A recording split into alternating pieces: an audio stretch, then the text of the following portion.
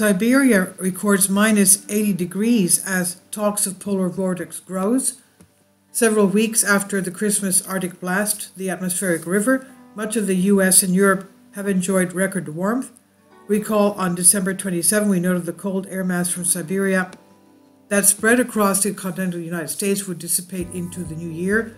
So far, it's correct, and 3 weeks of above average weather has staved off energy crisis in the northern hemisphere. But just north of Siberia, temperatures are sinking to near record lows, and it could only be a matter of time before the giant cold air mass swirling in the North Pole becomes unstable, breaks down, beginning pouring into the US and Europe.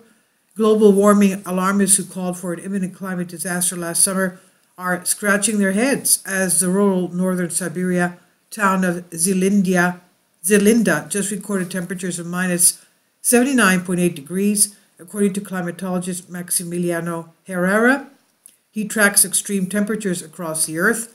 Herrera told Washington Post that Zelinda was just a few degrees off from breaking its record low of minus 82.3 degrees.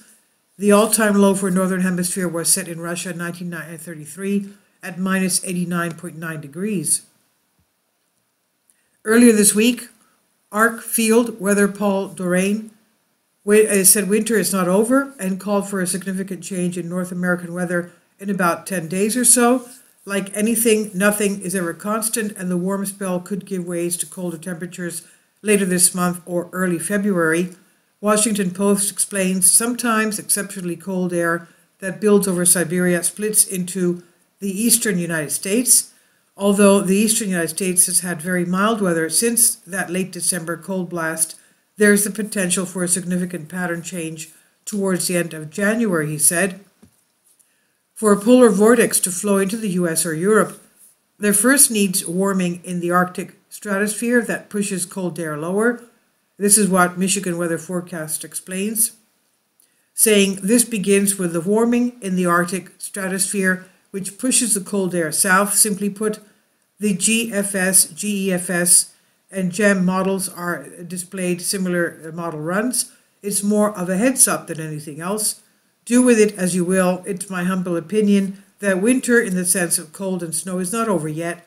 We will see if the CPC comes on board with this. And on Twitter, many folks are posting models depicting whether winter is not over and that all that cold air trapped in the Arctic could pour into Europe and the US in the coming weeks.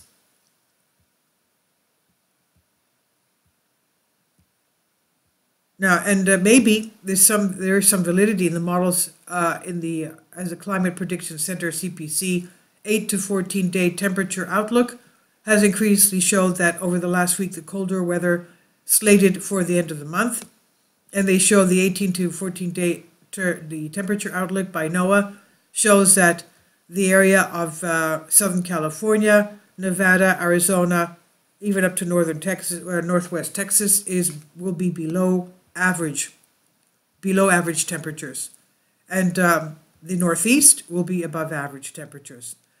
This is on Zero Hedge. Please leave your comments. Thank you for your support.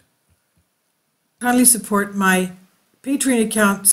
The daily posts are 5 videos daily, and they are totally different from what I have on my YouTube channel. Thank you so much for your support and that you find all my content so interesting. You'll find the Patreon account details in the description box.